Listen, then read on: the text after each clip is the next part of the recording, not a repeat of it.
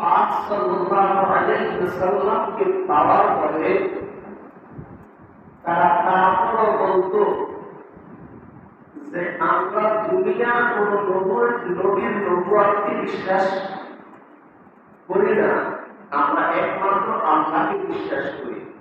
তাকে আল্লাহকে বিশ্বাস করি। এমন কথা বলা এখনো আছে। নবী পাকের সময় ছিল, কিন্তু এখন যে নাই, বিষয়টা এমন না।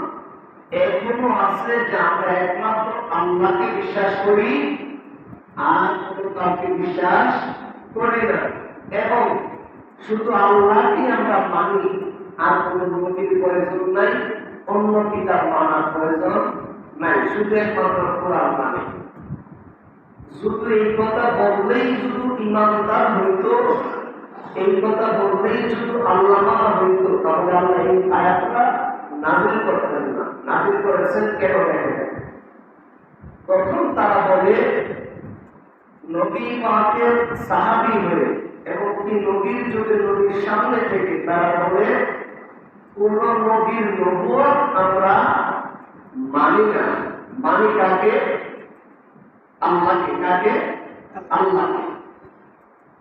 যখন এই কথা বলে ঘোষণা করেন আর মানুষের কাছে ঘুরে দাঁড়ায়, আল্লাহ রাব্বুল আলামিন সরাসরি এই সূরা আলে ইমরানের 31 নম্বর আয়াত নাযিল করে দিয়েছেন নবীর উপরে। কার উপরে?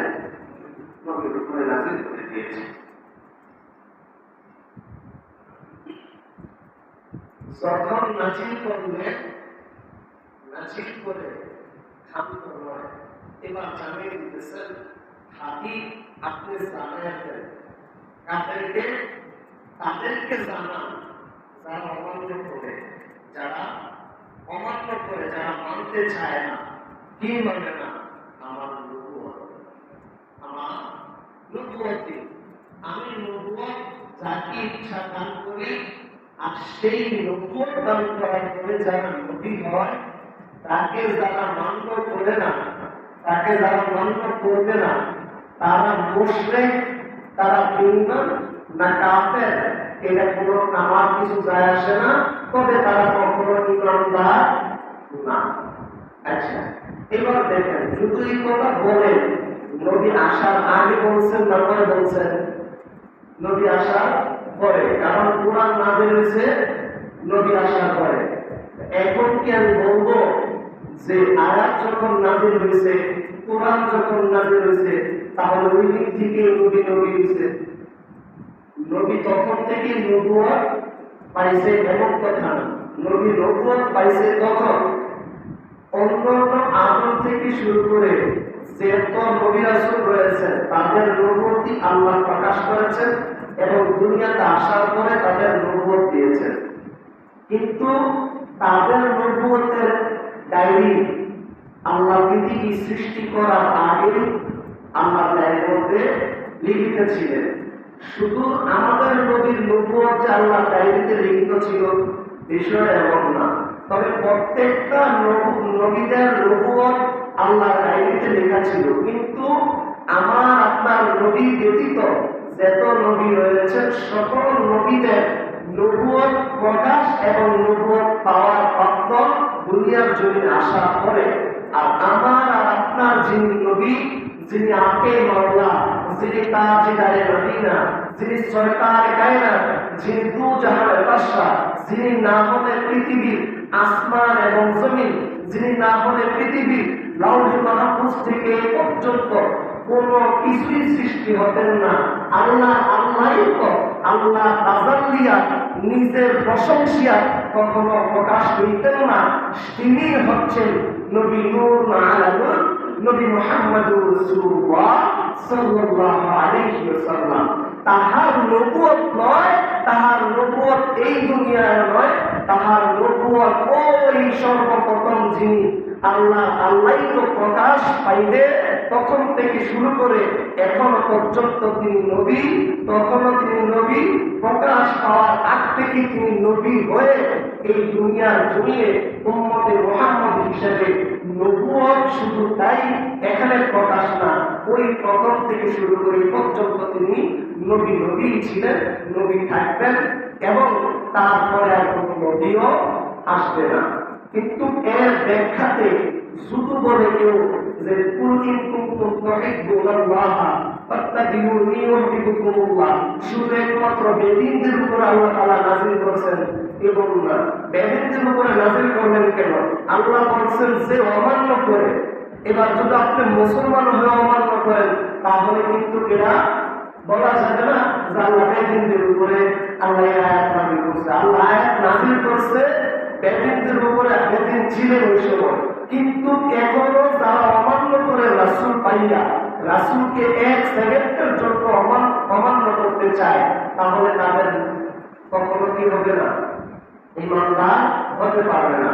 নবীর নবুয়তের এক সেকেন্ডকে অবহেলা করা যাবে না।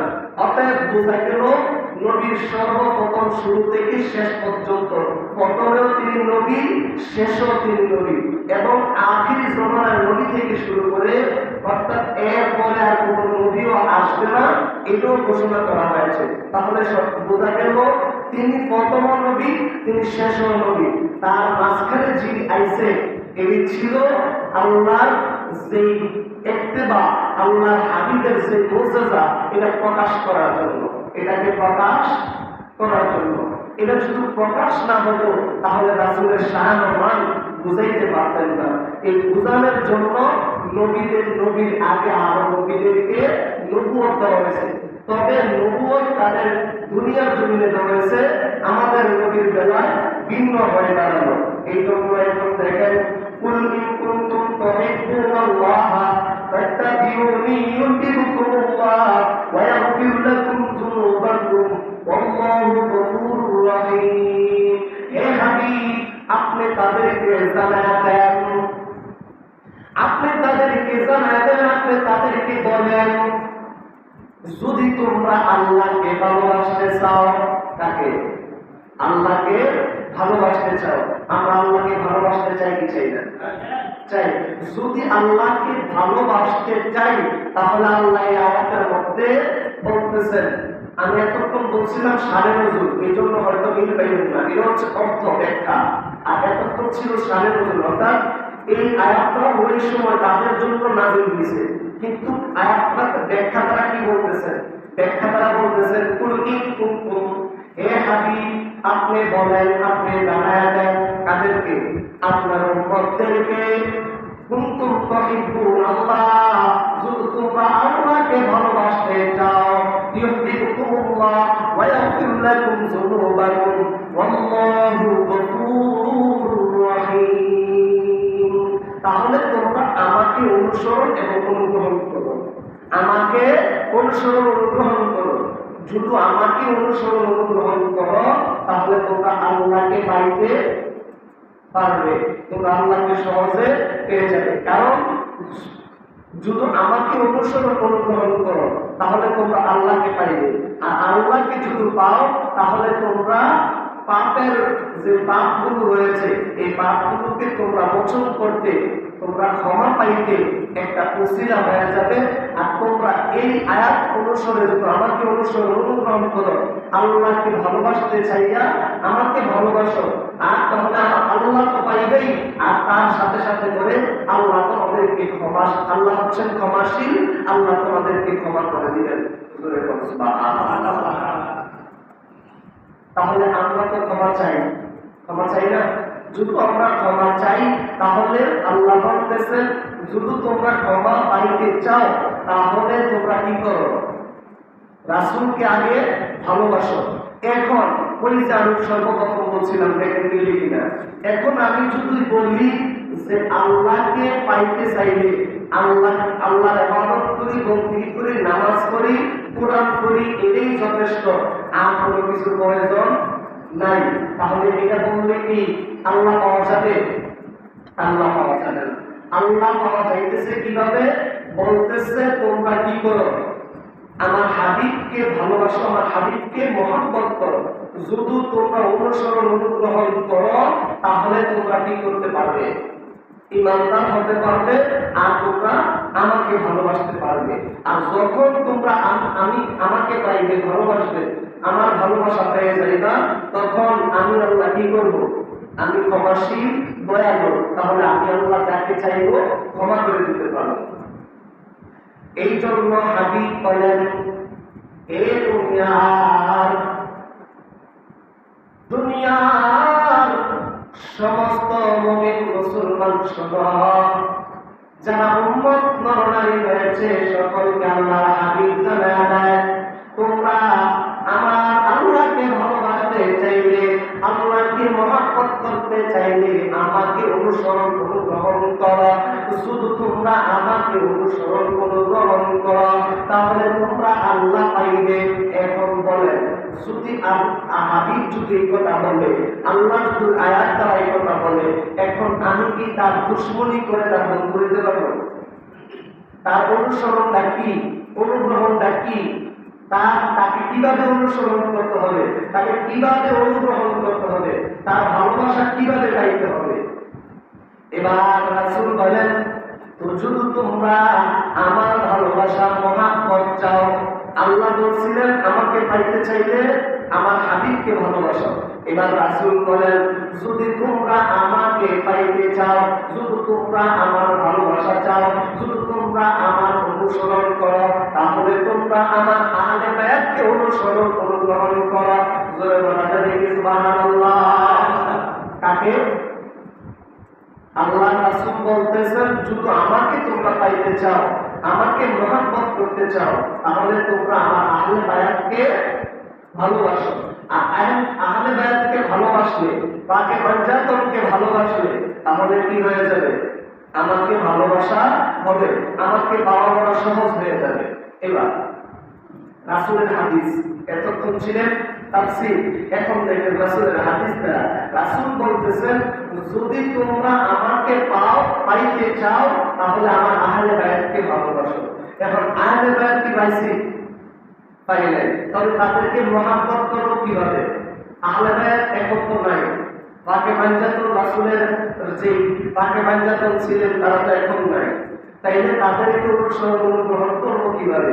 তাদেরকে অনুসরণ অনুগ্রহণ হচ্ছে তারা যা করছে, তারা যা করছে এবং তারা যা দিয়েছেন সমস্ত সবকিছুকে মানা এবং তাদেরকে অনুসরণ অনুগ্রহণ করা।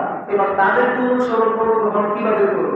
তারা রাসূলের পরে আছেন সাহাবায়ে কেরাম। তাহলে সাহাবায়ে কেরামের সময়, অর্থাৎ রাসূলের সময় ছিলেন পাকে পঞ্জাতন। তাহলে রাসূলের যুগ পাকে পঞ্জাতন যারা ছিল তারাই ছিলেন সাহাবী, কিন্তু তাদের ভিতরে সাহাবী যারা ছিলেন আর যারা পাকে পঞ্জাতন ছিলেন তারা কিন্তু এক না। পাকে পঞ্জাতন কারা? পাকে পঞ্জাতন হচ্ছেন আলী, ফাতেমা, হাসান, হোসেন।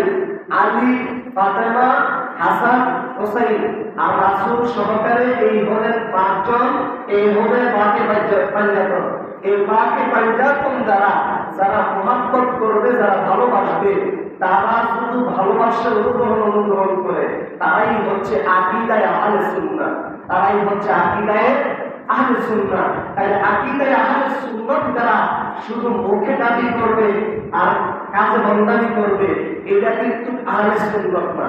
আহলে সুন্নাহ হচ্ছে যারা পাকে পঞ্জাতনকে মানলো, যারা নবীর সুন্নাত মানলো, যারা রাসূলের ইত্তেবা করতেছে, যারা রাসূলকে ভালোবাসতেছে, তারা হচ্ছেন আহলে সুন্নাত। এবার দেখেন, কোন হুজুর তারা যারা রাসূলকে মানে না, যারা রাসূলের সাথে দুশমনি এখনো করে, যাদেরকে ইঙ্গিত করা হয়েছে, তাহলে তারা কি রাসূলের সুন্নাত গ্রহণ করে না? তা আমি বলবো যে তারা তো সুন্নাত গ্রহণ করে, তাহলে আপনি কি আপনার মানে বা আমি কি আমার মানে দুইটা থাপড়া দিয়ে যদি বাচ্চা লোক মাঝে, এটা কি মানে ভালোবাসা হইল? মাকে ভালোবাসা হইল? আর আমি শুধু আমার আম্মারে ডাক দিই, এ অমুকের বউ, এটা কি মানে ভালোবাসা হইল? বাবার নাম ধরে ডাক দিলাম, যে অমুকের বউ করে ডাক দিলাম, কথা সত্য, এই জন্য কি ভালোবাসা হবে? রাসূলের মহব্বত, রাসূলের প্রেম ভালোবাসা এমন একটা জিনিস, আর আল্লাহ বলতেছেন এটা একটা মহব্বতের, এটা একটা প্রেমের দলিল। কিসের দলিল? প্রেমের দলিল। কুল ইন কুনতুম তুহিব্বুনাল্লাহ, এই যে আমাকে পাওয়ার জন্য যে আমি বলছি আমার হাবিবকে ভালোবাসতে, এই দলিলটা কিসের দলিল? এই দলিলটা হচ্ছে প্রেমের দলিল। প্রেমের দলিল। তাহলে প্রেমের দলিলটা কি দেখে? আমি আমার মারে এত ভালোবাসি, আমি আমার আম্মারে এত মহব্বত করি, আমার মা আমার বাবার একটা যা ধরন পোশাক আছে সমস্ত সব কিছু দিই, আবার দৈনিক মারধর করি, আবার দৈনিক মারধর করি। এটা কি ভালোবাসা? এটা কি মহব্বত? এটা কোন ধরনের মহব্বত? আচ্ছা এবার দেখেন, এবার ভালোবাসা মহব্বত করতে গিয়া তাদেরকে শুধু আমি বলি আমার আমি তো আপনাকে ভালোবাসি, বলবো যে কতটুকু ভালোবাসো? বলছে যে আমি আমার জান জীবন প্রাণ যা আছে সবটুকু দিয়ে তোমার ভালোবাসি। এমন যদি বলি যে সবটুকু দিয়ে তোমার ভালোবাসি, এবার মা শুধু জিজ্ঞাসা করে বাবা আমাকে যে এত ভালোবাসো তাহলে তুমি আমাকে কি দিতে চাও? আমাকে কি দিতে চাও? এখন সন্তান বলবো যে মা তুমি কি চাও আমার কাছে? বাবার আমি তো তোমার কাছে কিছু চাই না, শুধু একমাত্র তোমরা দুনিয়ার জমিনে বাবা দাও আর ভালো সন্তান হও। প্রত্যেকটা মাই সন্তানের কাছে এটাই চায় যে একটা সন্তান যেন এক সন্তান হয়। এবার দেখেন তখন ভালোবাসার সাথে তো আমি আমার মানে আমি আমার মার অনুসরণ গ্রহণ করলাম, আমি আমার মার খানা দানা বড় পোশাক যা কিছু আছে দিলাম, কিন্তু দেওয়ার পরে আবার যদি ওই দিক দিয়ে যায় নাট্য করি, এটা তো ভালোবাসা না। আল্লাহ বলতেছেন শুধু আমার হাবিবকে শুধু আমার নবীকে ভালোবাসো, জানের চাইতে বেশি মহব্বত করো, জানের চাইতে বেশি ভালোবাসো। ভালোবাসতে বাসতে কোনো কিছু ভালোবাসার দলিল দিয়া শুধু প্রমাণ চাও, সেই দলিলগুলা এমন দলিল পাইবে আমি আমার হাবিবকে ভালোবাসতে গিয়া আমি আল্লাহর খানা নাই দানা নাই, আমি আল্লাহর নামাজ নাই, আমার রোজা নাই, আমার বন্দেগী নাই, আমার দুনিয়ার কোনো কর্ম নাই। ও দুনিয়ার জগৎবাসী, তবে আমার একটা কাজ আছে, সেই কাজটা হলো আমি সর্বক্ষণ অহরহ ভাবে আমি আমার হাবিবের উপরে আমার ফেরেশতাগণদেরকে নিয়া আমি আমার হাবিবের উপরে সর্বক্ষণ অহরহ ভাবে দুরূদ সালাম পাঠ করি। জোরে কন্যা সুবহানাল্লাহ। ওই ভালোবাসা হচ্ছে এমন ভালোবাসা, নবীকে যদি তোমরা ভালোবাসো মহব্বত করো, এখন শুধু আবার বলো আমি নবীকে ভালোবাসি, কিন্তু ওই নবীর নবুয়ত পাইছে 40 বছর বয়সে। আমি নবীকে ভালোবাসি, জানের চাইতে মহব্বত করি, কিন্তু নবীর নবুয়ত প্রকাশের পরে তিনি নবী হইছে, তার আগে তিনি নবী ছিলেন না। এটা কোন ধরনের প্রেম ভালোবাসা? এটা কোন ধরনের প্রেমের মহব্বত? আমার আল্লাহ বলে যদি তুমি তোমার আমার হাবিবকে ভালোবাসো, এমন ভাবে ভালোবাসো জানের চাইতে মহব্বত করে করে আমার হাবিবুল্লাহর জীবন জিন্দেগীর 63 বছর হায়াতের জিন্দেগীতে যত রিসালাত রয়েছে কত রিসালাতগুলো তোমরা পাইলে তোমরা আঁকড়ায়া ধরো, এমন ভাবে আঁকড়ায়া ধরবে তোমার শরীরের পোশাকগুলো তোমাকে যেটুকু পর্যন্ত তোমার পোশাকগুলো পরিধান করলে তোমার শরীর এবং লজ্জাস্থানকে হেফাজত করতে দ্বিধাবোধ করে না, ওই শরীরের দেহের পোশাকগুলো তোমাকে গাইকে রাখে, ঘুরে রাখে। এমন ভাবে তুমি তোমার আমার হাবিবকে মহব্বত করো, মহব্বত করার পরে আমার হাবিবুল্লাহ 63 বছরের জিন্দেগীর সমস্ত সুন্নতের আখলাকগুলো জানের চাইতে বেশি মহব্বত করিয়া প্রেম ভালোবাসা দিয়া এমন ভাবে তোমরা আঁকড়ায়া ধরো, আর রাসূলের সুন্নতগুলো তোমরা দান দিয়া তোমরা আদায় করো। জোরে কন্যা সুবহানাল্লাহ। কি আদায় করতে বলছেন? সুন্নত। এবার দেখেন সময়ের সাক্ষীতে আলোচনা বসে রাখলাম। এবার দেখেন আমার আল্লাহ যদি বলে নবীকে ভালোবেসে মহব্বত করে যদি তোমরা প্রেম করতে চাও, ভালোবাসতে চাও, তাহলে রাসূলের 63 বছরের জিন্দেগীর রিসালাতগুলো তোমরা অনুগ্রহণ করো। এই জন্য আমি বলবো যে এখন আমরা মানি সিরাতুন নবী, কারণ রাসূলের সিরাতের জিন্দেগি আমরা মানি। যদি এটা বলি তাহলে কি ঈমান পরিপূর্ণ হবে? কথা বোঝেন নাই? আমার কথা একটু লক্ষ্য করবেন, তখন আমি শেষ করতে পারবো। রাসূলের ৬৩ বছরের জিন্দেগিতে রাসূল যা করছেন তা হচ্ছে রিসালাত। এই রিসালাতের জিন্দেগিতে রাসূল যা করছেন, শুধু আমি রিসালাতের জিন্দেগি মান্য করি আর রাসূলের জন্মকে অর্থাৎ মিলাদুন নবীকে যদি অমান্য করি, ঈমান পরিপূর্ণ হবে? পরিপূর্ণ হবে না। এভাবে প্রেম ভালোবাসা এমন একটা জিনিস, আল্লাহর হাবিবের সাথে প্রেম করতে গিয়ে এখানে দলিল করেন, আমাকে শুধু ভালোবাসো, আমার বন্ধুকে ভালোবাসো। আমাকে যদি পাইতে চাও তাহলে বন্ধুকে আগে পাও। আবার রাসূল প্রেম লাগাইয়া দিল রাসূলের আহলে বায়াতের কাছে, রাসূলের আহলে বায়াত গুলো প্রেম লাগাইয়া দিল দুনিয়ার জমিনের যত উম্মতি মুহাম্মদী আছে তাদের সাথে। এই প্রেমটা ভালোবাসাটা কতটুকু বাবা? এই প্রেম ভালোবাসা এমন একটা দলিল, এমন একটা মুহাব্বত। ভালোবাসার টানে মানুষ কি করে? করতে সময় কখনো দ্বিধাবোধ করে? দ্বিধাবোধ করে? প্রেমের টানে কি করছে? কোনদিন দ্বিধাবোধ করে না। কোন ছেলে যুবকে কোন মেয়ের জন্য পাগল করা হয়, কোন মেয়ে যদি কোন ছেলের জন্য পাগল করা হয়, দুনিয়ার সর্বলোকে কি বলে তারা দেখে না। দুনিয়ার মানুষ মন্দ বলে না, ভালো বলে তারা দেখে না। দুনিয়ার কাজে, দুনিয়ার সমাজে কি বলে তারা দেখে না। তারা হাত কাড়ে না, পা কাড়ে, কোনো দ্বিধাবোধ পায় না। ওই মানুষ প্রেমে পড়ার কারণে মানুষ জীবন দিতে রাজি হয়ে যায়, মানুষ জীবন দেয় প্রেমের কারণে। লাইলি মজদুর সাথে প্রেম করে, মহাব্বত করে, জীবন দেওয়ার শপথ হয়ে গেল, তারপরও প্রেম চলে না। ও ইমানদার মুসলমান, শুধু প্রেম শুধু করে থাকো, রাসূলের সাথে, আল্লাহর সাথে প্রেম করতে চাইলে রাসূলের সাথে এমন ভাবে প্রেম করো, রাসূলকে ভালোবাসতে চাইলে এমন ভাবে ভালোবাসো, নিজের জীবন যাক, নিজের জান যাক, নিজের প্রাণ যাক, রাসূলের মহব্বত পাইতে চাইলে নিজের জানের চাইতে, নিজের প্রাণের চাইতে, নিজের জীবনের চাইতে, নিজের দেহর চাইতে, অর্থ সম্পদ যা আছে সমস্ত সবকিছুর চাইতে রাসূলের মহব্বত ধরার পরে কে কি কইল এটা চাওয়ার কোনো বিকল্প না।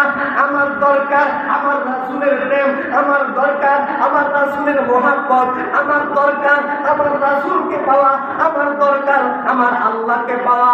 আমি আমার আল্লাহ এবং রাসূলকে পাইতে মানুষকে কি বলে এটা আমার চাওয়ার দরকার নাই।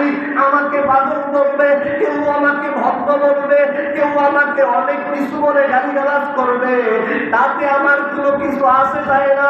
কারণ এই দুনিয়ার প্রেম ভালোবাসা শিক্ষা যিনি দিয়েছেন তিনি পাথরের আঘাত খেয়েছেন। এই দুনিয়ার প্রেম ভালোবাসা যিনি শিক্ষা দিয়েছেন তিনি কে ভক্ত বলে বলে গালি দিয়েছেন।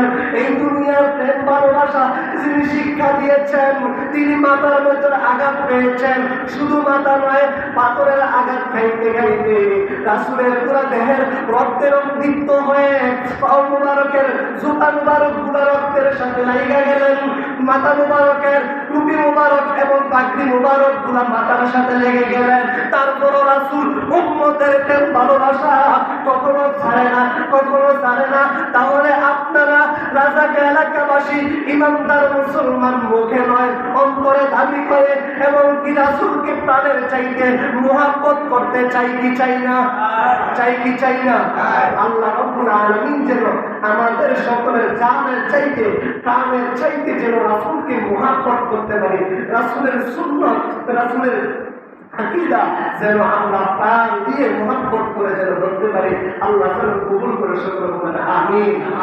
এর সাথে সাথে করে বলবো এই আকীদা হচ্ছে কি?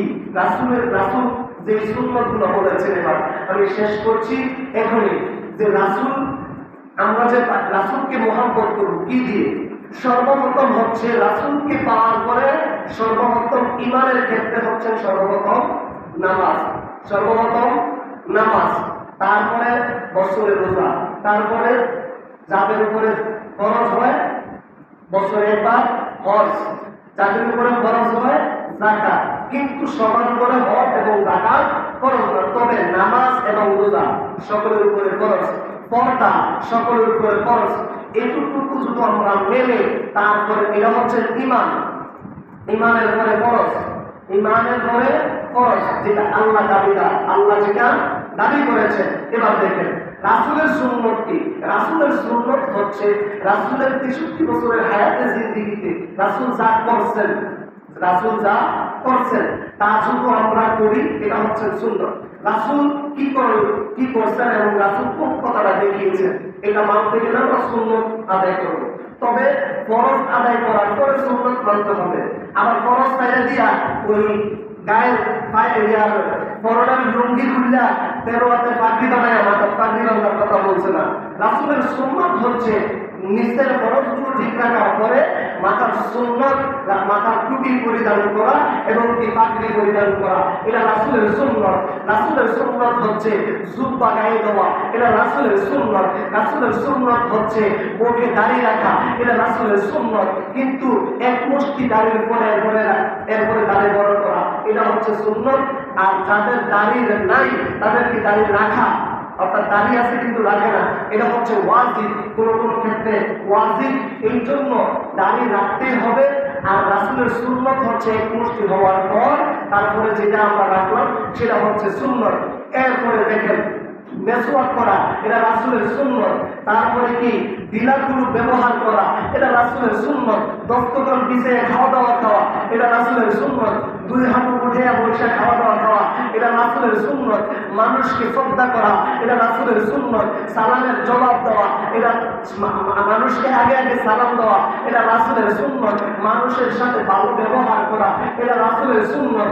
মানুষ গালি দিল, গালিকে না ফিরাইয়া গালি প্রত্যাহার করে চলে যাওয়া, এটা রাসূলের সুন্নাত।